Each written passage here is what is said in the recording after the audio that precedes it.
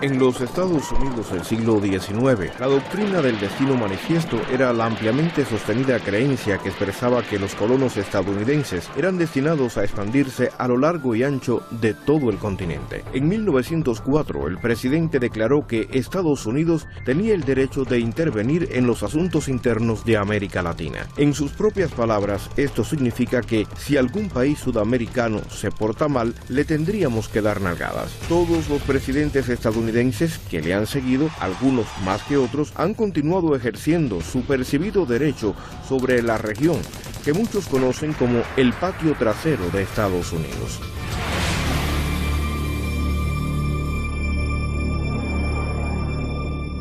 La República Dominicana cubre la parte oriental de la isla española, el primer lugar donde pisó tierra Cristóbal Colón cuando llegó a las Américas. Tras independizarse en 1844, la República Dominicana atravesó un periodo de inestabilidad política durante el cual llegó a endeudarse con Estados Unidos. Narciso Issa es un líder izquierdista muy activo durante varias décadas en la escena política dominicana. La relación con Estados Unidos ha sido la relación de la colonia con el imperio. Estados Unidos releva en la dominación imperialista al imperio español. La nación sufrió un alboroto político que causó que el presidente estadounidense Wilson enviara a los marines para invadir la República Dominicana en 1916.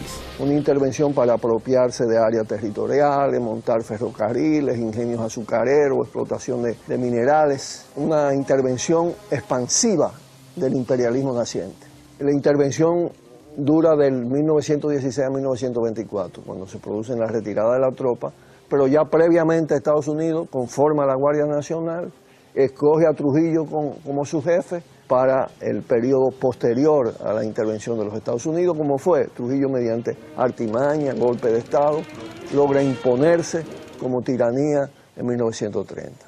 Rafael Trujillo es generalmente considerado el dictador más cruel en la historia de América Latina.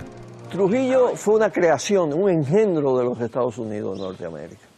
Trujillo era la cabeza de una tiranía sin ejemplo, con un grado de absolutismo indescriptible.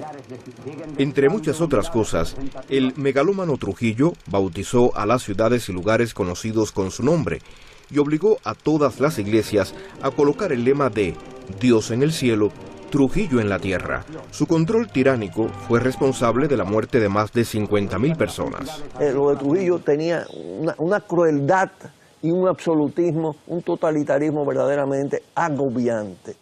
Trujillo estimuló relaciones cercanas con Estados Unidos y a pesar de todos sus documentados y registrados actos de brutalidad y su descarada malversación de fondos, gozó de buenas relaciones con Estados Unidos durante la gran parte de su mandato, pues era el país que le había entrenado militarmente. Se inscribía dentro de la política de la élite del anticomunismo, ¿no? Que era la política dominante de los Estados Unidos, ¿no? El gran enemigo del comunismo. Finalmente, los encarcelamientos masivos y los asesinatos erosionaron el vital apoyo que Trujillo recibía del gobierno estadounidense.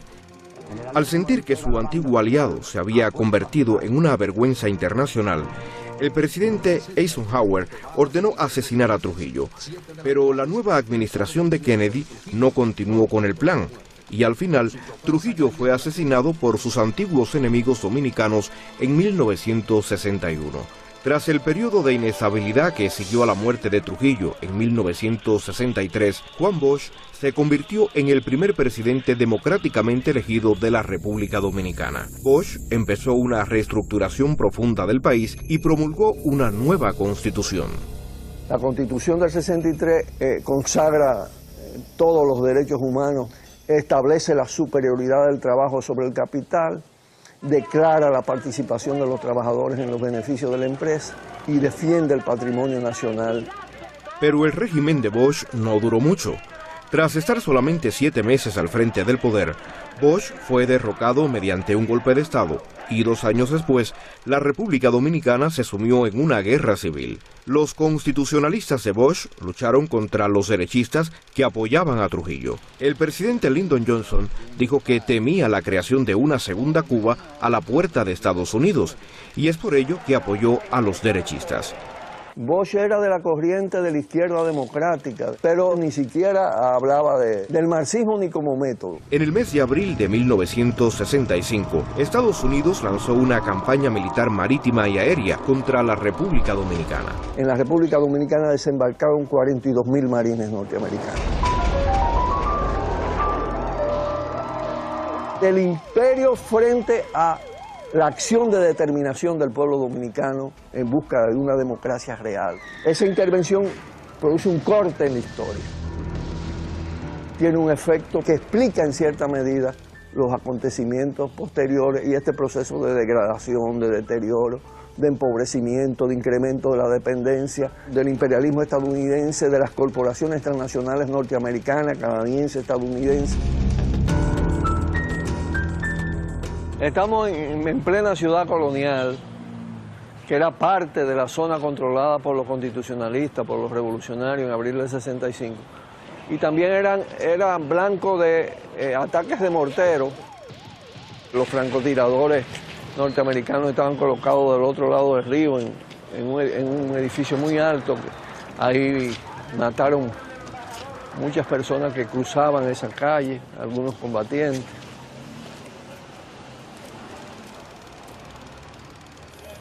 El 28 de abril de 1965, la Revolución Democrática se transforma en guerra patria contra el invasor extranjero.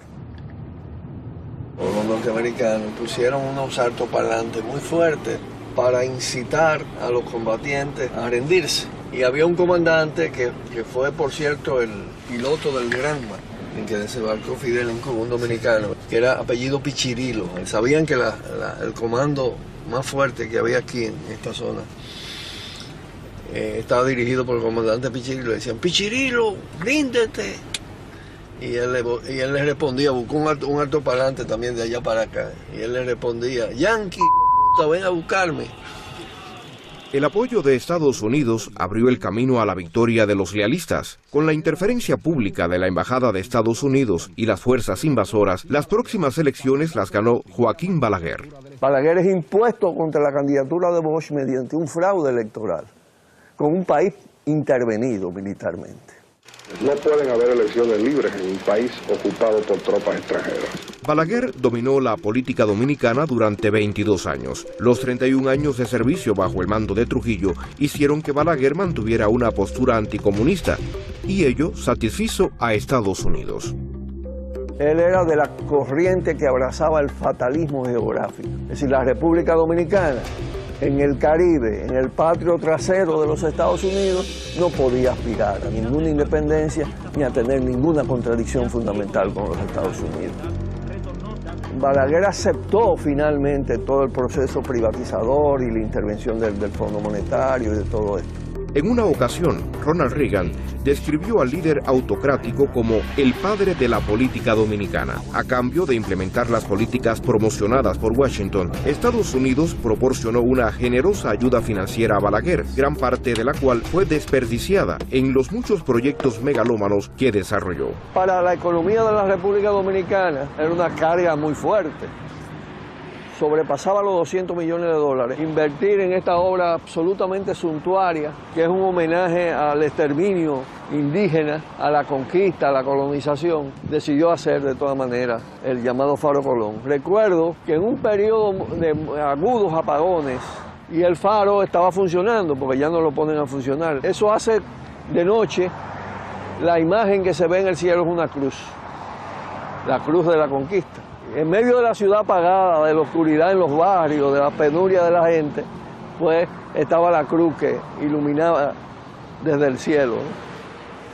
El gobierno que siguió al de Balaguer mantuvo una alianza muy cercana con Estados Unidos, y durante las décadas de 1980 y 1990, los gobiernos estadounidenses de Ronald Reagan y George Bush padre impulsaron activamente la implementación del modelo neoliberal en toda América Latina. Fueron gobiernos republicanos los que estuvieron fuerte influencia en los organismos financieros en Washington para pedirle a la República Dominicana, como a muchos otros países, que liberalizaran la economía, acrecentando la pobreza y la desigualdad y la exclusión. El control de la economía dominicana por parte de Washington reemplazó a su vieja política de intervención militar. La presencia de tropas estadounidenses en esta nación caribeña ya es cosa del pasado. No obstante, en el mes de febrero de 2012, la Armada Dominicana anunció que el Comando Sur de Estados Unidos tenía planes de construir una base naval en la isla de Saona, situada a escasos kilómetros del territorio dominicano. Estados Unidos aseguró que su motivación era la de reducir el tráfico de drogas y de personas. Pero esta excusa fue considerada poco creíble, dado que poco antes Estados Unidos había reducido drásticamente los fondos que destinaba a la República Dominicana para combatir el narcotráfico. José Ureña es el vicepresidente de la Comisión Dominicana de los Derechos Humanos. Como tal, ha liderado algunas de las amplias protestas realizadas contra la construcción de la base.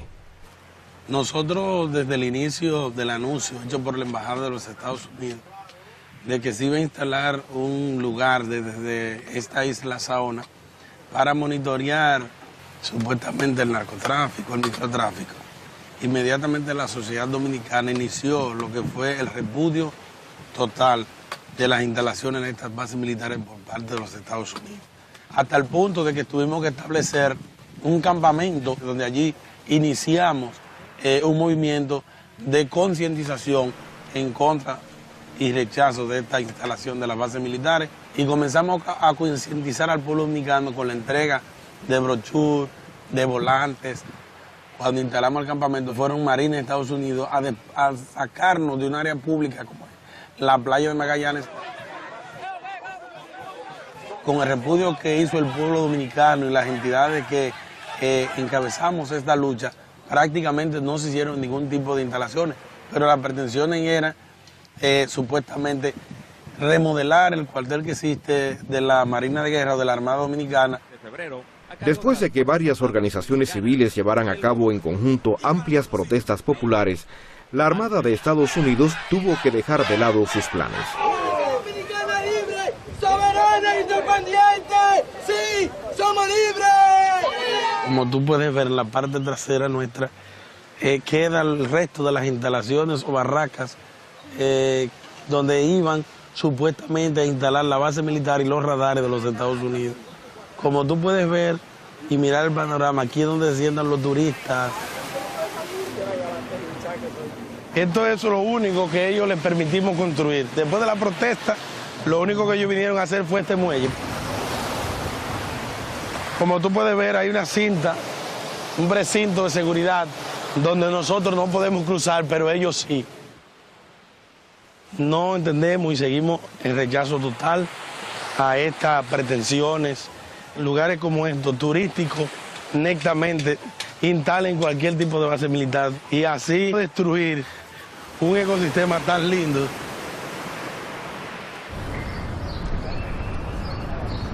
Creo que considerando la historia de la República Dominicana en particular, pero en toda América Latina en general, cualquier acción del ejército, de la Armada de los Estados Unidos, por más bien intencionada que se pueda empaquetar, siempre va a generar mucha suspicacia. O sea, la influencia estadounidense sigue siendo muy grande. Hoy es más sutil. Todavía tenemos una relación bastante subordinada a la economía y a la sociedad y a la política estadounidense por esos vínculos. 40% del turismo dominicano viene de los Estados Unidos. La mayor parte de la inversión extranjera en las zonas francas y por lo tanto más de 100.000 empleos depende de la inversión estadounidense. Las zonas de libre comercio son zonas sin impuestos que, por una iniciativa del sector privado de Estados Unidos, fueron fundadas en la República Dominicana durante el mandato de Balaguer. Con la liberalización de la economía dominicana, la moneda local se devaluó y la población experimentó una gran pérdida de poder adquisitivo y vio como el valor de sus sueldos se reducía. Esto hizo que el precio y el costo de la mano de obra dominicana se volvieran muy atractivos para las empresas extranjeras que operaban en las zonas de libre comercio. Estamos visitando una de las 4 zonas de libre comercio dominicanas en la ciudad de San Pedro de Macorís. Roberto y Miguel están finalizando su turno laboral en uno de los muchos fabricantes de prendas que abastecen al mercado estadounidense. Dime a ver, siéntate por ahí, manito, viejo. Confecciono pantalones desde el ensamble hasta la terminación. La empresa estadounidense para la que trabajan, Suprema, tiene un cliente muy especial. Esas confecciones que uno confiesa aquí van directamente a Estados Unidos. Son principalmente para los militares. Sombrero, pantalón, chaqueta, camuflaje, gorra. Mi trabajo es montarles el velcro a los palchos de cada pierna, 1.500 piezas diarias de coverol para pilotos de Estados Unidos. A pesar del excepcional presupuesto del ejército estadounidense, Roberto y Miguel trabajan por el sueldo mínimo, al igual que el resto de los trabajadores de las zonas de libre comercio. De este modo ganan unos $153 al mes. Nosotros en la actualidad estamos cobrando lo que cobrábamos hace 9 y pico de años. Comparado con las otras empresas, no es que es más justa ni más injusta, porque es que el salario que cobramos los trabajadores de la zona franca es muy bajo. Ahí hay cantidad de gente que tienen que hacer otro trabajo más para poder sostenerse. Con cientos de casos documentados de los llamados sweat shop en las zonas de libre comercio, preguntamos si los clientes de la empresa vienen algunas veces a revisar si las condiciones laborales son las adecuadas. Ellos vienen a lo que les interesa. Ellos prácticamente lo que les interesa es que su producto les salga bien, pero no a darle seguimiento a ver cómo se maneja lo que es el personal.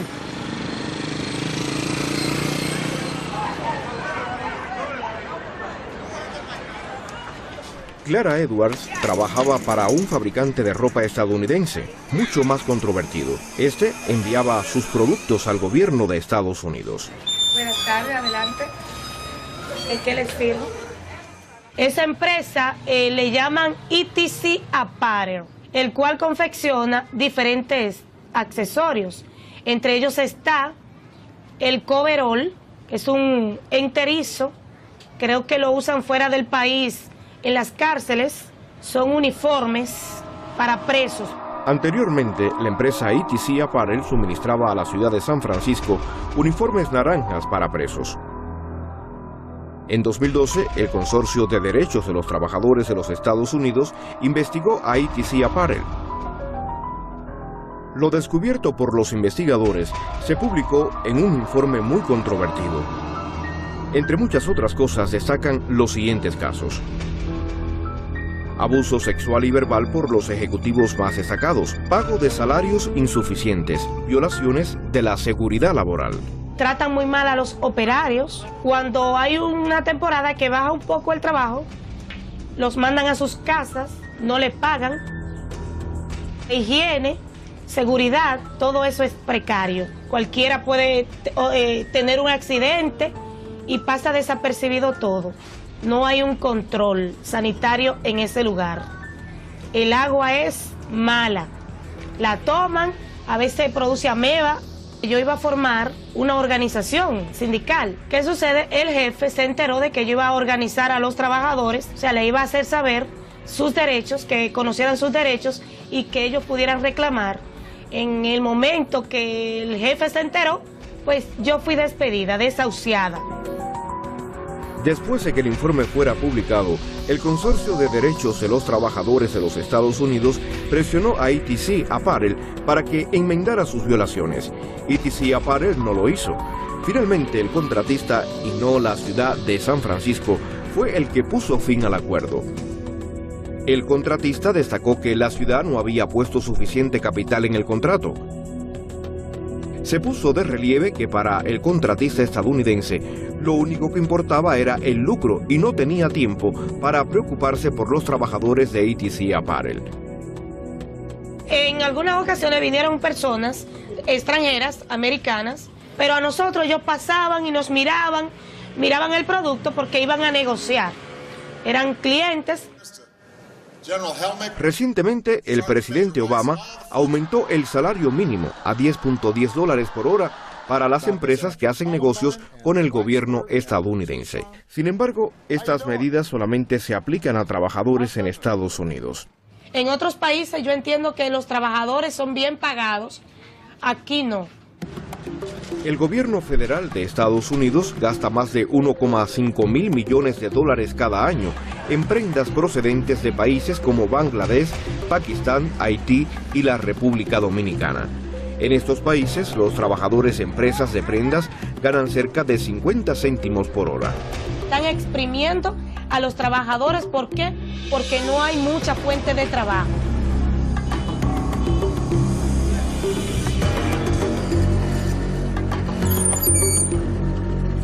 Aida Castillo también trabaja para el salario mínimo en una empresa productora de prendas estadounidense.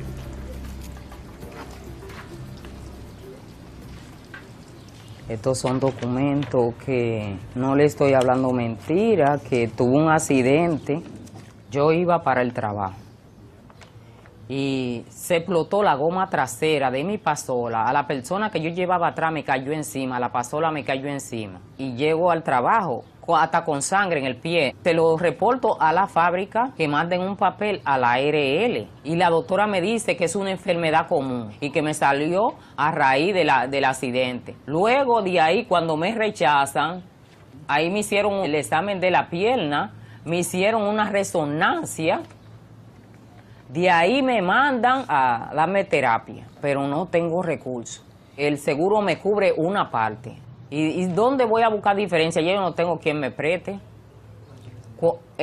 Yo gano semanal 1.666. Imagínense que yo tenga que pagar 480 nada más de terapia, de diferencia de terapia. ¿Dónde yo voy a llegar? Aida vivía en su humilde casa con sus 2 hijos. Sin embargo, debido a los recientes costos extras resultantes de su accidente, sus hijos han tenido que irse a vivir con otro familiar. Esta es mi casa. Para acá está la cocina, que la tengo en un aposento. Como ahora mis hijos no están aquí, puse la cocina aquí, antes la tenía en la sala.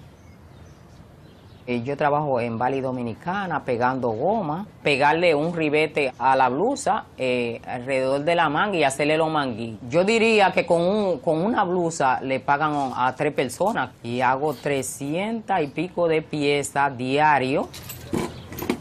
Que mi habitación es pequeña. Lo mío no me da para yo comer. Mi mamá me guarda una comida.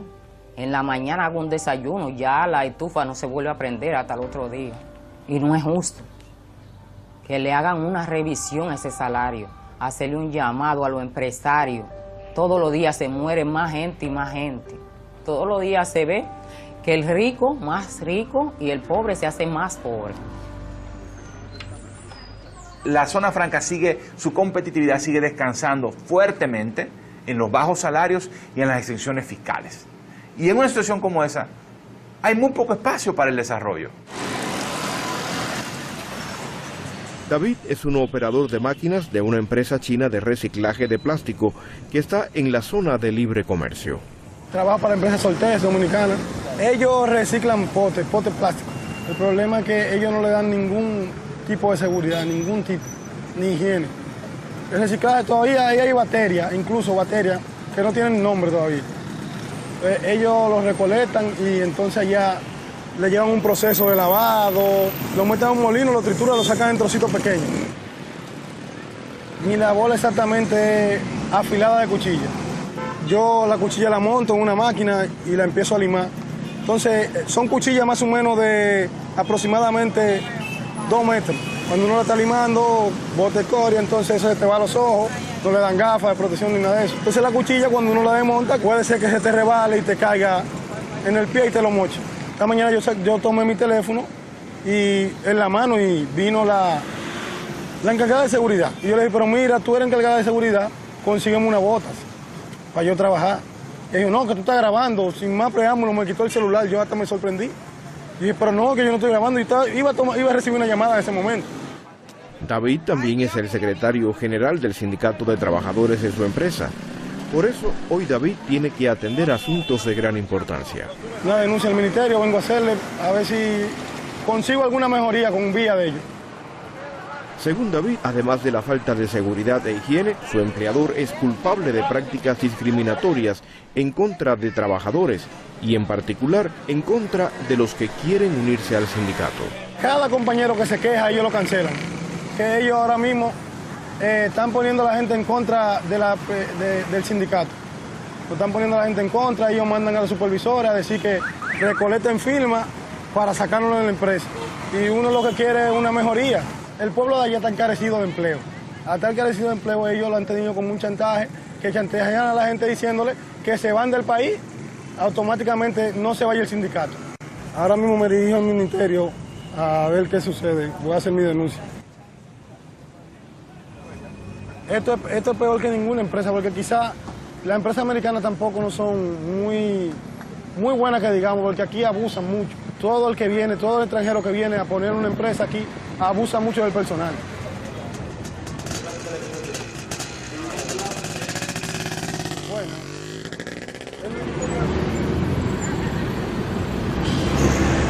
David ya ha vuelto de su cita con el Ministerio de Trabajo. Hice mi denuncia al Ministerio de Trabajo, me dieron una respuesta rápida. Supuestamente ellos van a mandar una inspectora del ministerio y espero que la cosa se resuelva. Esa es mi esperanza. Además de las zonas de libre comercio, se importaron a la República Dominicana durante la era de Balaguer otras formas de inversión, acelerando así la implementación del modelo neoliberal.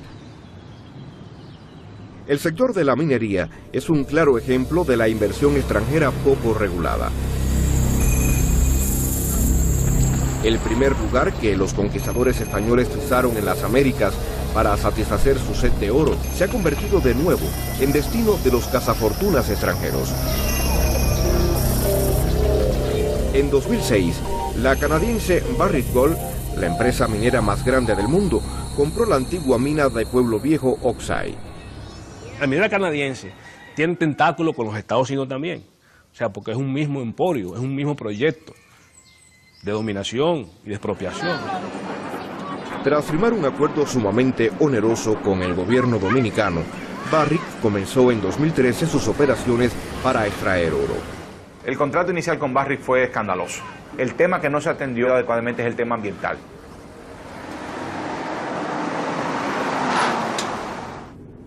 Jesús Adón trabaja para la Comisión Dominicana de Derechos Humanos. La explotación minera de la Barrick Gold, la consecuencia de esa explotación irresponsable, de la devastación muy cruda. Jesús nos está llevando a ver el río Maguaca, que hasta hace poco era la fuente de agua potable de las aldeas situadas cerca de la mina de Pueblo Viejo.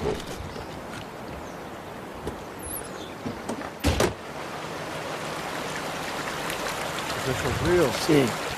Ese es el río Maguaca. Teníamos 38 o 40 años tomándonos el agua que nos le dejó la antigua Rosario Dominicana. Esa agua era para los animales y para nosotros, la gente de las 4 comunidades. Desde que la Barrick Gold llegó aquí, a los 15 días, rompió la tubería y rompió la presa. Sin embargo, mire el agua ahora. Ni siquiera para los animales, porque a la familia Garvez se le han muerto cientos de animales. A un primo mío se le murieron 13 cabezas de vaca que tenía porque ingirieron esas aguas.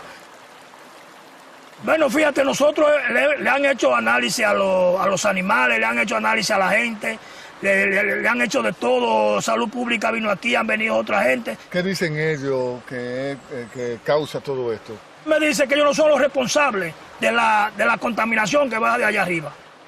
Yo le contesté a él que por qué ellos no eran los responsables si ellos tienen la presa de cola de lado arriba. Después que ellos investigaron que por todos los lados, investigaron que estaba contaminado, nos dieron el agua embotellada.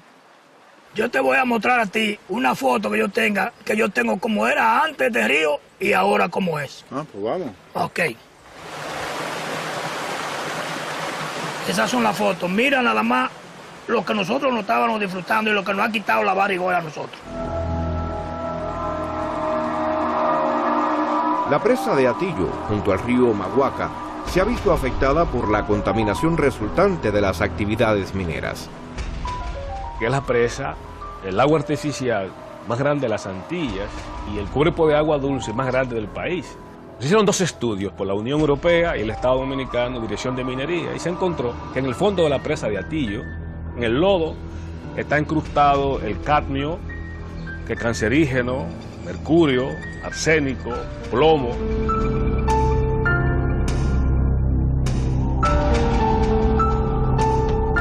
Te voy a llevar donde mi amigo Jaque, uno de los tantos casos de contaminación que hay aquí en la comunidad. Jaque, ¿Cómo está, señor?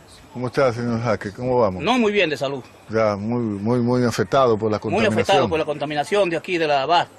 Ya, y puede ser, ¿cuál es la situación que se da? Oh, la situación es, yo me bañé en el río Maguaca. Se me hicieron unas empollitas, se me explotaron, yo creía que no era nada. Van a ser aproximadamente 2 años y no me he podido sanar todavía. ¿Ha ido al médico? El médico no me dice nada. Lo que hacen es que lo limpian, me lo tapan y ya vaya, se vuelve a curar. ¿No se ha hecho análisis? Me han hecho análisis, pero no salgo con azúcar y no me dicen... ¿No han detectado el origen de esa infección? No han detectado el origen de eso. Estamos muy cerca de la presa de Cola, de la Sí, muy cerquita, muy cerquita. La presa queda ahí, al lado. Contamina el río. Contamina el río.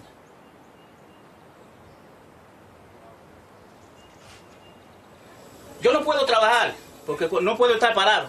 Cuando estoy un rato parado, tengo mucho dolor en el pie, tengo que sentarme. Gracias a estos amigos y familiares que me ayudan para que yo pueda subsistir. ¿No le dan trabajo en ninguna otra parte? No me dan trabajo, no puedo estar parado mucho rato porque se me duerme el pie, tengo que sentarme, me duele. ¿Te produce dolor? Me produce dolor. Ese brazo lo tengo que todavía no lo puedo levantar bien. Porque que me molesta. Pero lo de los pies es incurable, eso me duele y cada día me duele más.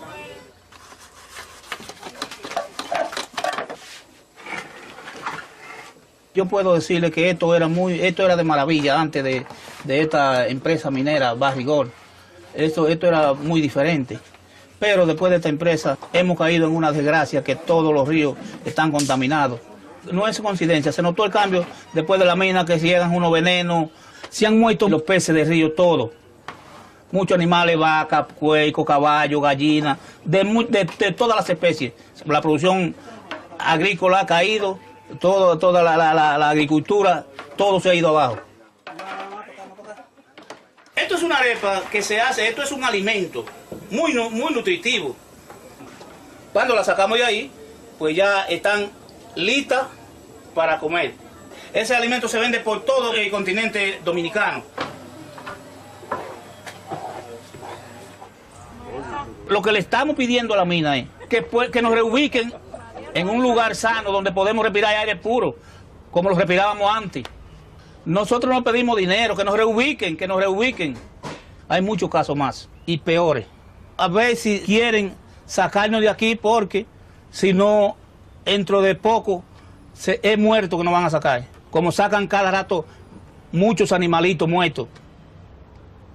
Hola, señora, ¿cómo estás? Está muy regular. Ya, venimos a visitarlo porque el señor Jaque nos había comentado que usted también estaba afectada por la contaminación. Yo no estaba así. Cuando yo comencé a cruzar el río, que yo lo cruzaba para allá y para acá, fue que me salió eso. Primero me empezó una raquiña por ahí, después se me puso ese pie así. ¿Ha ido al médico? Ha ido, pero ellos no me dicen nada y que la circulación, me dicen algunos, pero una vez vinieron y hicieron unos análisis ahí, a mí no me dieron un resultado. Nos contó también el señor Jaque que le hicieron análisis, pero no sale nada en los análisis. A mí no me dieron. Y tiene el temor de que la empresa haya influenciado para que se calle la verdad y no den la realidad de lo que dicen los análisis. Bueno, no, puede ser que sí, porque a mí no me dijeron si estaba enferma ni si estaba buena. Yo supongo que algo grande tengo que tener. Pero claro, con una laceración así tienes que tener algo. Yo misma de noche no puedo dormir.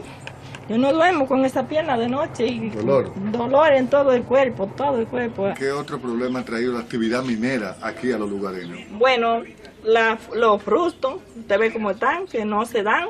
Usted veía esa mata de mango que eran así derramadas para el suelo y ya no hay quien le vea. Mire, a ver cómo están, que no hay quien le vea nada. Hay mucha contaminación, demasiado. Hay uno de noche casi no duerme con ese ruido.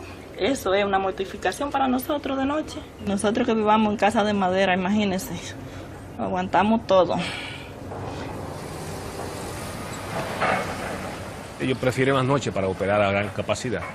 Y el movimiento de vehículos, de camiones, las detonaciones, todo esto crea algo nuevo para las comunidades. Hemos estado con ellos y lo hemos percibido, tanto el hedor como los ruidos y el polvillo sobre todo. El agua que se consumía venía de la montaña, Sí. la proporcionaba la naturaleza. Ajá, de por allá arriba, de Y allá. ahora, el agua que consumen aquí. Bueno, ahora están dando de botellones ellos. Ellos lo están aceptando que está contaminada porque si no fuera así ellos se hicieran a un lado y no trajeran nada. La empresa minera paga para que lleven agua allá, a las comunidades. Porque antes tomaban agua de río. ¿Y por qué se la llevan ahora? Es una prueba contundente el tema. Yo, si aquí no se puede vivir, yo no quiero estar aquí porque yo quiero durar un chin más. Si es que no se puede estar. Yo me gustaría que ellos nos reubiquen en otro lugar, un lugar que sea más lejos de aquí, donde, entre más lejos mejor, de la mina. El principal problema es que esa mina no puede estar operando con esos vecinos en el entorno. O sea, ese es el impacto más terrible. Esta empresa tiene una actitud de maltrato hacia los dueños de la tierra. El contrato era una proporción irrisoria en la parte económica para el Estado, un 3% de 100. Se aprobó por decisión política, o sea, los tres partidos dieron órdenes a sus congresistas para que votaran a favor y no se descarta el lobby y el peaje en estos tipos de contratos. En nuestro país eso es normal, pero por la presión del pueblo, la Academia de Ciencias de la República Dominicana inició una campaña y demostró que eso no era posible, que lo mínimo era un 50-50 y gracias a Dios el presidente de la República recientemente, con el apoyo del pueblo, lógicamente, logró cambiar esto.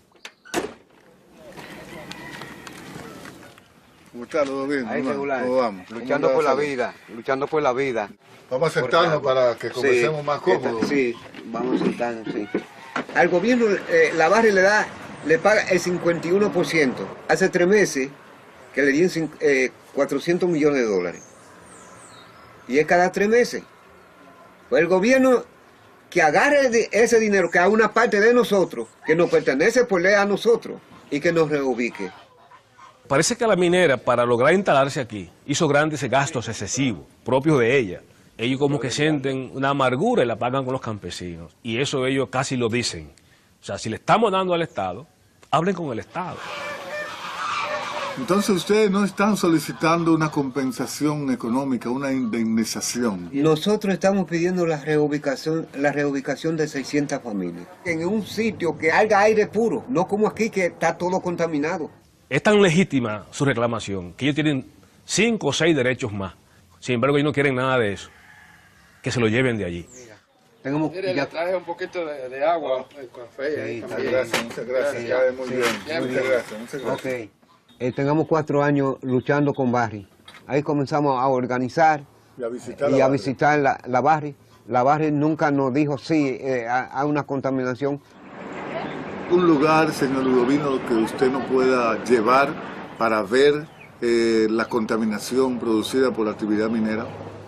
Vamos a ir al río Margajita, que queda a algunos 5 kilómetros. Pero primero quiero que nos vea la sobrinita, ya de 2 años que tiene problemas en la piel. Ya. Sí. ¿Cómo no? Vamos. Mami, ven.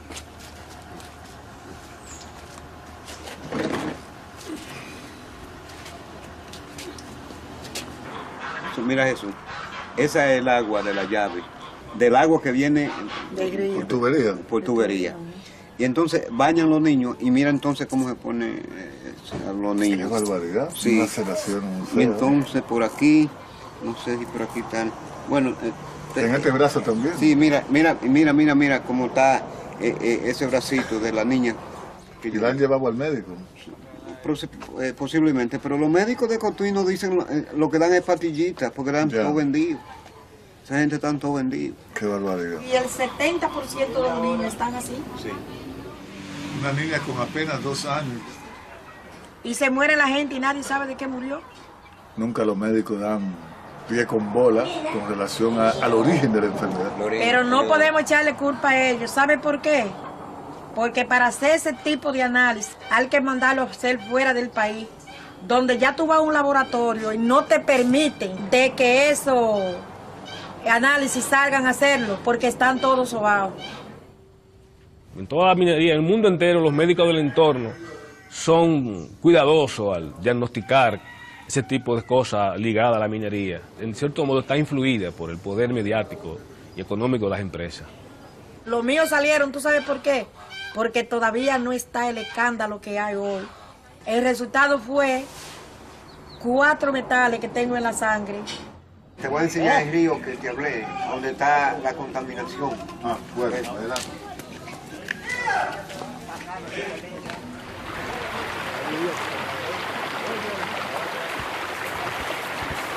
Vamos a rectificar esta agua del río Margarita, que ha sido contaminado por 2 veces, una por Rosario Dominicana y ya ahora por Barrigol. El agua está toda contaminada. El río Margarita ya no es río, ya es un río de veneno.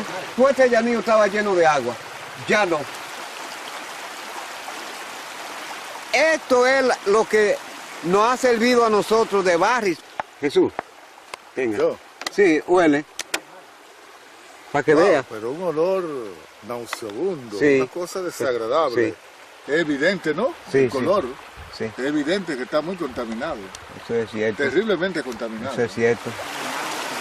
El agua que está buena no huele mal, porque Dios no ha tirado el agua para que sea contaminada, sino para que el ser humano tome el agua.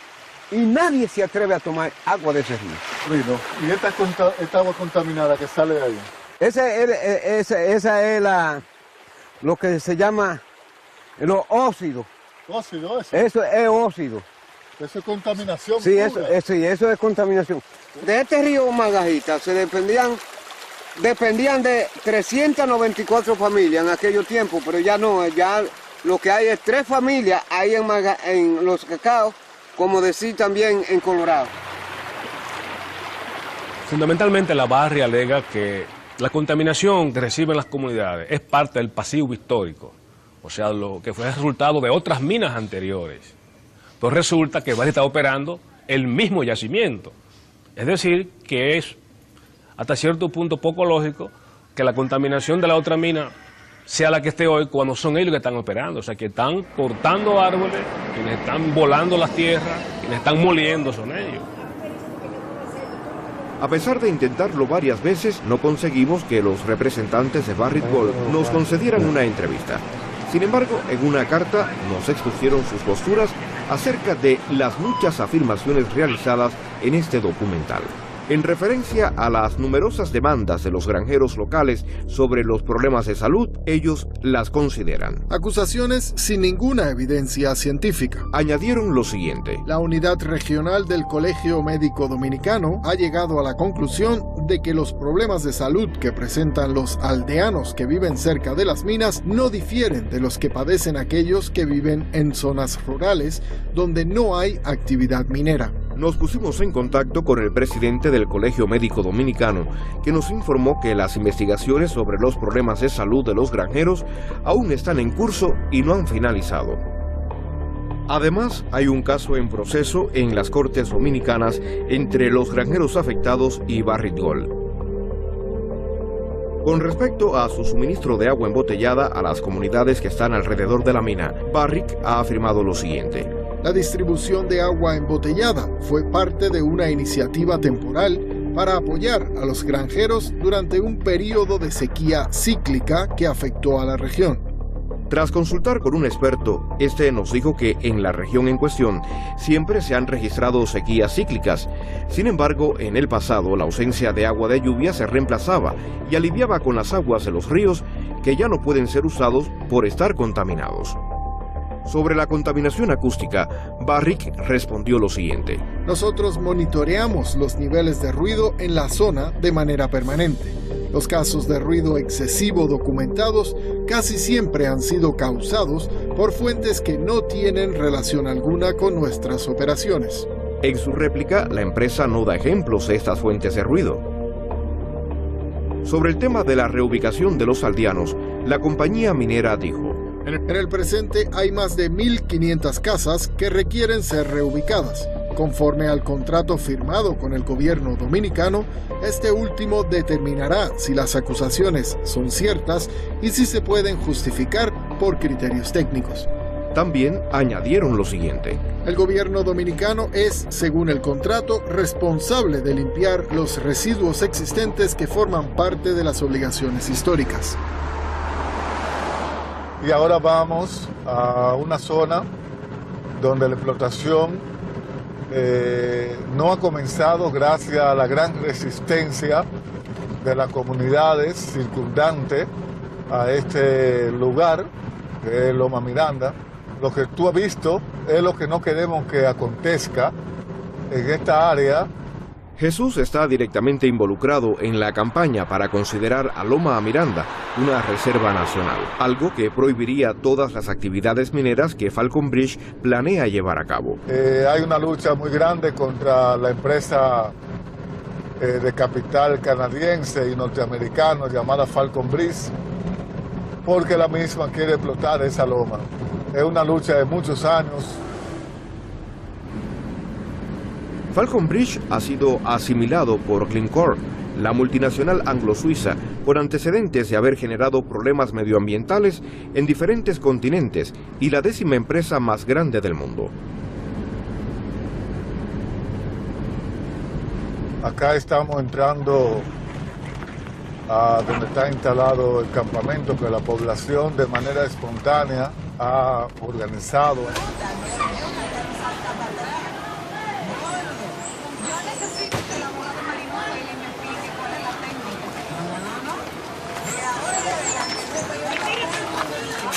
Hola, Faín. Hola, ¿Cómo está? Bienvenido. Gracias, gracias. ¿Cómo están las cosas? Muy bien, muy bien. ¿Y qué tal el campamento? No, aquí resistiendo en la lucha porque logremos el objetivo, la meta, que la zona, Loma Miranda sea convertido en parque nacional.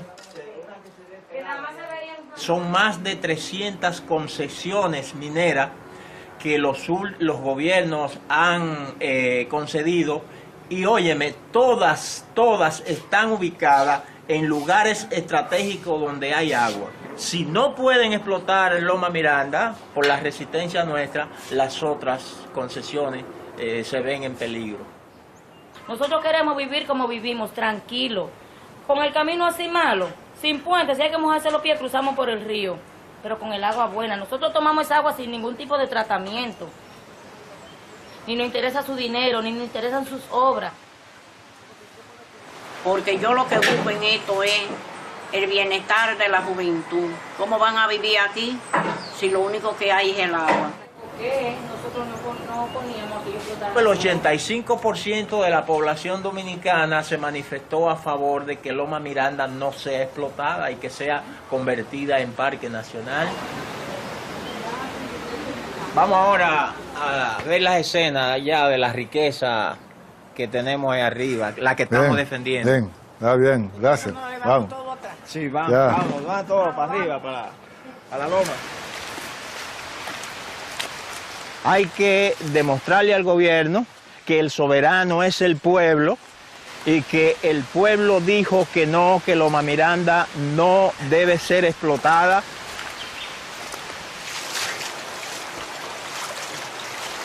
La Cámara de Diputados aprobó el proyecto 3 veces, los senadores lo aprobaron 2 veces y sin embargo el gobierno, el presidente, por el compromiso que tiene con la inversión extranjera, sobre todo la inversión minera, rechazó la ley que aprobaron los diputados y los senadores, es decir, el Congreso Nacional. También intervino organismos internacionales, por ejemplo la Embajada norteamericana, intervinieron públicamente a favor de que sea explotada esta Loma Miranda, pero también la Embajada del Canadá.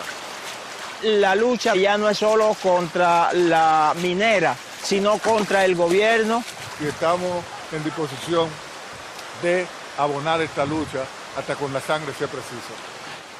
Mira este río, que es la fuente fundamental de agua, una riqueza que nos ha dado la naturaleza. No es posible que todo esto sea maltratado, que todo esto sea borrado por la ambición de esas compañías extranjeras de hacer más dinero, sin importar la vida de la gente.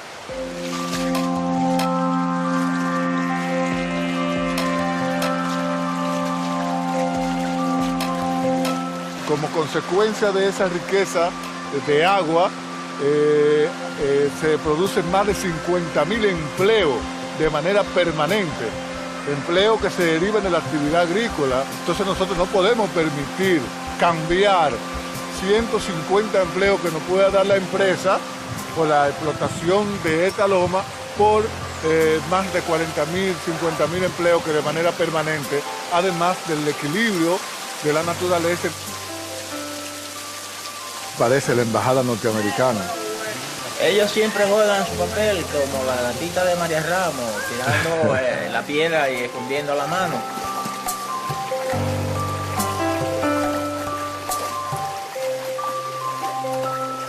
Estados Unidos en particular y el occidente en general influyen mucho en la agenda política dominicana, aunque parece ser que las cosas están cambiando. Yo creo que América Latina se está poniendo los pantalones largos y ya la capacidad de incidencia que tienen es más limitada. Sigue siendo muy grande, sigue siendo muy importante, pero ya no es tan determinante como en el pasado. Los dominicanos y sus compañeros latinoamericanos parecen estar cada día más dispuestos a mantenerse firmes para garantizar y defender su derecho a decidir su propio futuro.